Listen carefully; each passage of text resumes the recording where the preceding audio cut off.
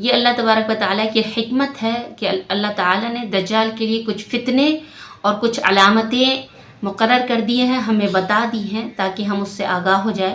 تو دجال کا ایک بہت بڑا فتنہ ہوگا، جیسا کہ صحیح مسلم کی روایت ہے کہ لوگوں کو وہ دعوت دے گا اور اپنی طرف بلائے گا۔ جو لوگ اس کی بات مانیں گے، جو لوگ اس کے پیروکار ہو جائیں گے،